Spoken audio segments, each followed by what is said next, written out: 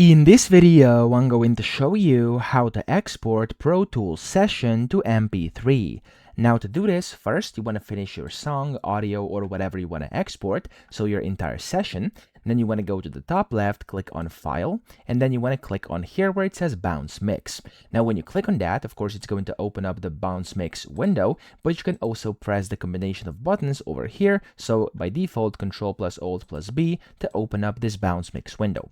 Here you can give your file whatever name you want, so I'm going to name this one MP3 export like this, export, and then here under export type, this is the most important part, you want to switch from WAV to MP3.